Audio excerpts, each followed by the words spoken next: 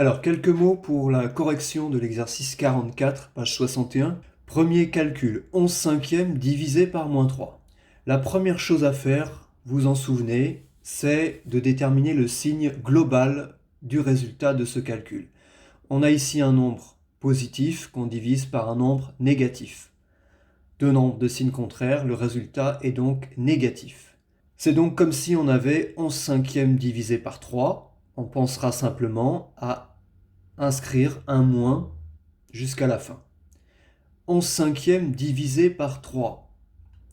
Divisé par 3, d'après le cours, revient à multiplier par l'inverse de 3.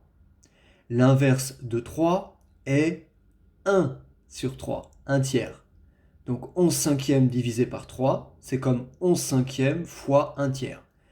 Et un moins devant l'expression, puisque on se souvient que c'est négatif.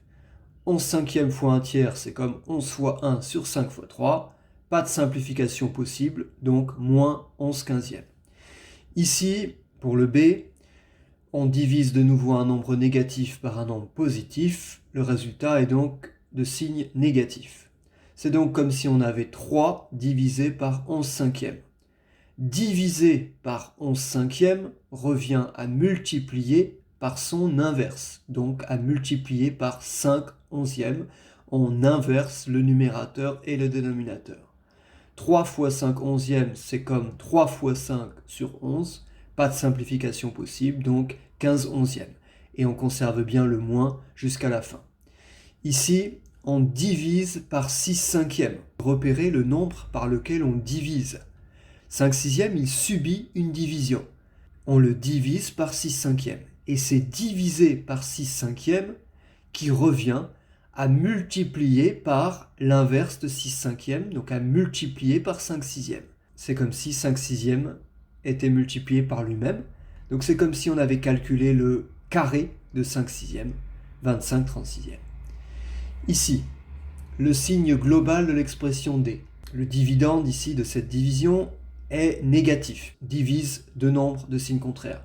Le diviseur de cette division est négatif, puisqu'on divise deux nombres de signes contraires. On a donc un nombre négatif divisé par un nombre négatif. L'ensemble est donc positif. On peut donc effectuer la division uniquement avec les distances à 0. C'est donc comme si on avait 2 tiers divisé par 5 septièmes. Divisé par 5 septièmes revient à multiplier par son inverse, donc par 7 cinquièmes. 2 fois 7 sur 3 fois 5, pas de simplification possible, donc 14 quinzièmes.